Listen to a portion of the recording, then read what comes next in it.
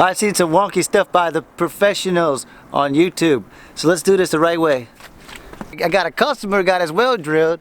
He wants me to drop his well pump all the way down 100 foot, pipe it to the house, and to the pressure tank. Here's everything you need to know. If you don't know how far it needs to be down in the ground, just call the company who drilled the well, or call the plumber. They'll help you out. So they already drilled the well. We gotta get it from here to the house. We'll go ahead and see what we got going on in here.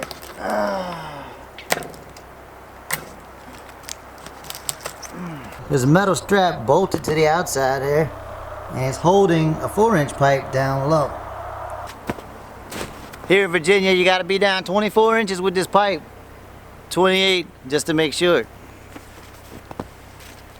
I know this because I called the well company that's supposed to do this.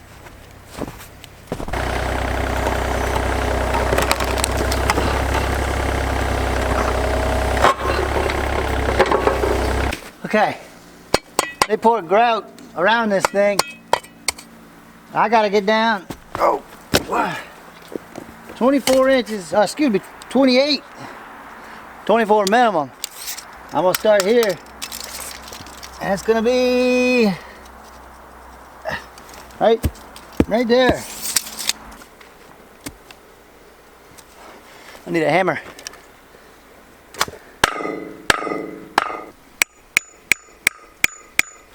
Oh, got mud in my pants. This is a pitless adapter. This is gonna go down in the well with your pump on the bottom of it. And you're gonna just drop this thing right on down. Whoop, whoop, whoop. Basically, I'm gonna install this into the wall down inside of there. And I'm gonna make sure we're down to where I chiseled, which we are down about 30 inches. So we're well above where we need to be, which is just fine. Now what I'm gonna do is I'm gonna bust a hole. We retain the plastic in there, very good. Clean up the hole, just wipe it off real good with your fingers. If it's real raggedy, hit it with a knife. Alright, now I'm gonna show you what I got up top here. This is a 1-inch rigid pipe. I welded a T-handle onto it. Alright, so what I'm gonna do is I'm gonna stick this back together like that. This is gonna thread onto the top. I'm gonna lower it down, put it through, go put the nut on it. And this is just a cap off. This is just made for doing this. This is all 1-inch stuff. I use 1-inch brass on 1-inch brass. Everything's 1 inch. I'm gonna drop this down.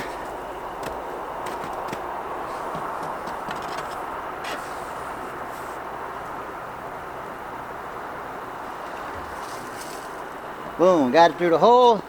Just let it sit. Now I'm gonna jump back down in there and put that washer, gasket, and the lock nut. Make sure everything is cleaned off. Alright, this is what it looks like down here. I'm gonna go ahead and put this on. This is a 1-inch that I've taped up because I'm not digging the ditch today. It's just disgusting out here. But I'm gonna go ahead and tighten this up, and I can leave this little hole here that I'm standing in open until I come back after it dries up a little bit out here. Yep. And that's what it's gonna look like. Alright, once you get all that tightened up down there, you just pop this right off, and you wind up with that. What we're gonna do, roll out the pipe, cut it where we need to cut it, screw it onto here, and then we can drop the whole thing down, and this will plug right into that, and it'll shoot to the house. Alright, now the way I got this set up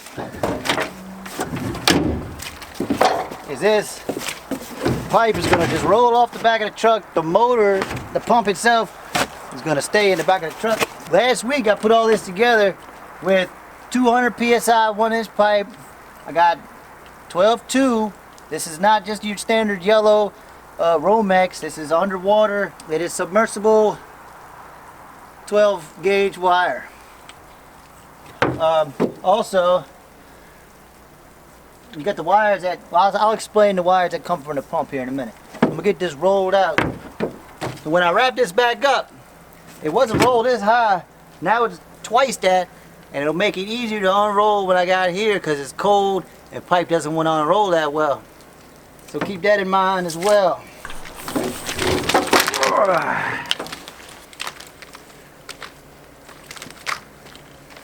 This is where the wire ends. This wire has got to be made up at the top of the well where it sticks out the ground. And we know this is 30 inches down, so we got to go ahead and cut this pipe. We drag this pump to the well.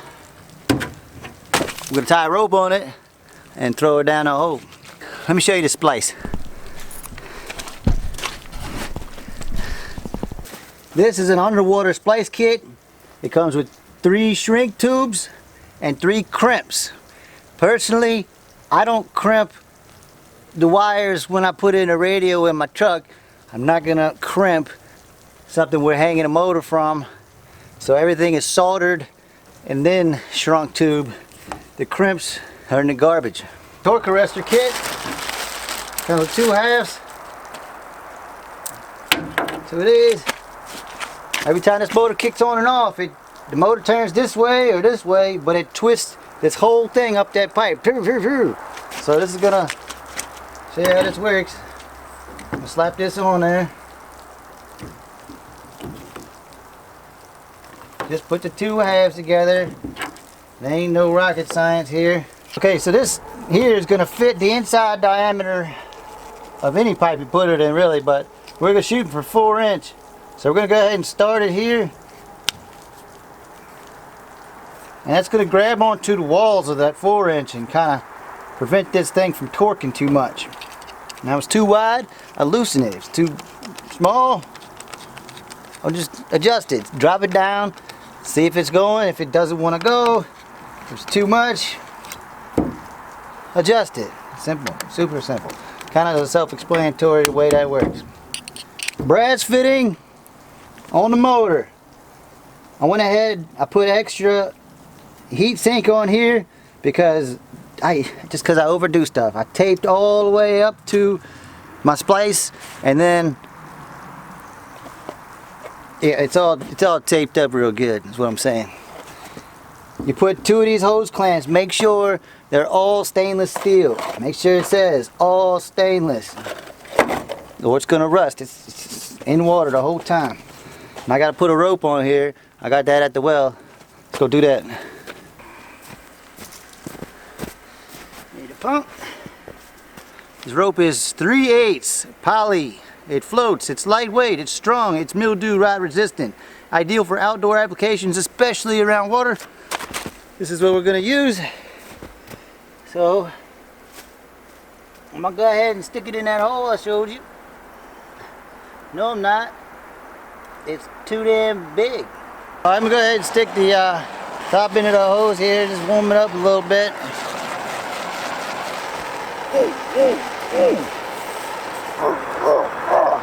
Alright, now that's on there. Go ahead and tighten these clamps up. Make sure it is all this dangly business here isn't on this side, what's going to interfere with this sliding into that piece down there. I'm going to set this to the side.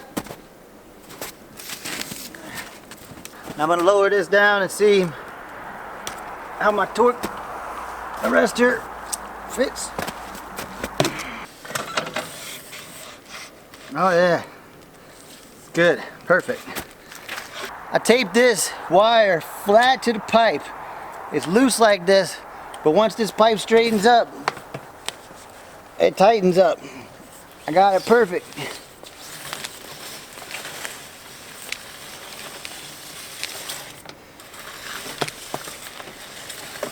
Look at that.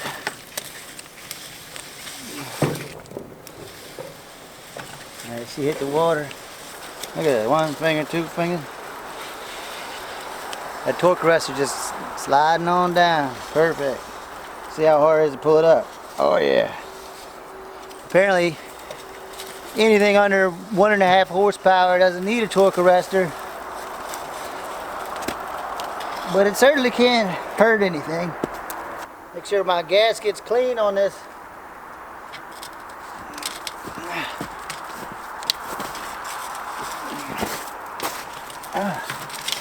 I got hooked on a damn stick. There you go.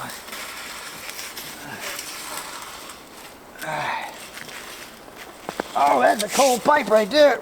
Alright, so I'm going to turn this to where it's going to sit down in there.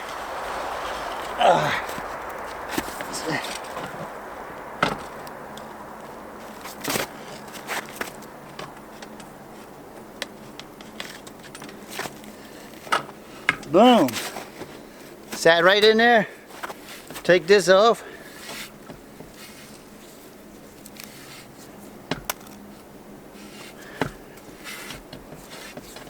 Holy moly, that pipe is cool. Hey.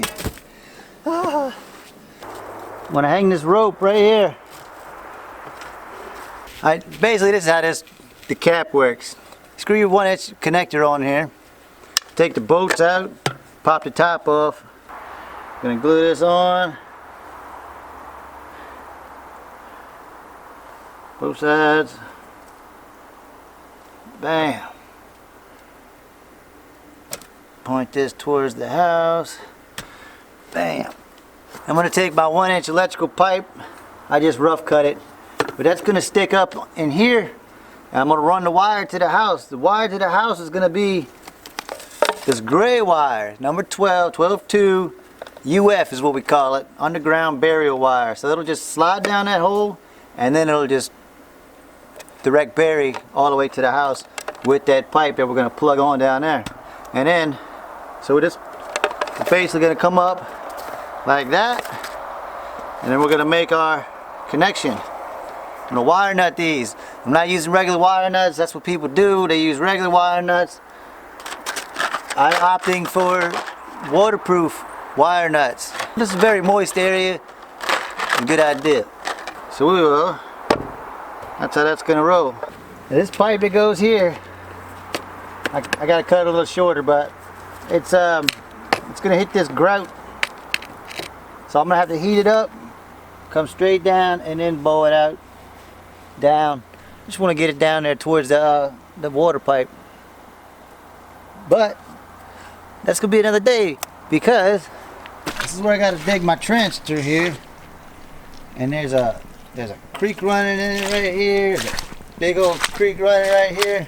If I dig this ditch, it's going to turn into a river. Let me show you this. This is where my power comes up, and then my water pipe's going to be pushed through this hole over here. Basically, this whole business here is going to, here, let me bring it over here.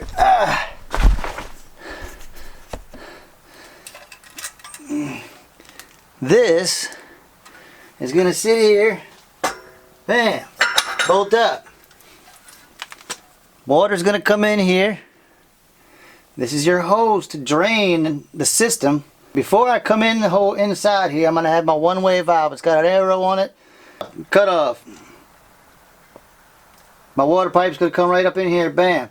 I can't put this here yet because you need to put a base underneath it, a level concrete base.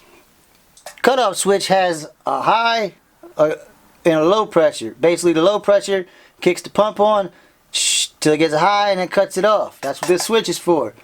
When this tank is empty, you need to put air. You need to check the air pressure in this tank. It needs to be 2 psi lower than the kick on, the low pressure of this thing. And that's it. So before you go and put water in it, check your air, add if you need, then pump your water through it, and you're good to go. Everything off of that end to the house is going to be on the plumber. There you go. That's about all you know. You know everything to do at the well. Then you just run that pipe and wire under the house. You make up the wire to the side of that switch.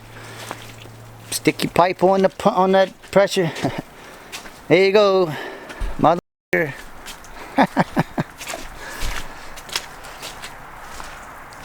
I probably forgot a whole bunch of stuff, but that's a good how to get it from there to here. Oh yeah, I didn't tell you. You bring in your wire into one side of your switch. On your other side of your switch, you're gonna have to bring it up into a disconnect. When they go into the house to work on the pump, they can pull that disconnect and power it off. Other than that, that's it. Woo, snow's falling. So, I guess that's everything you need to know.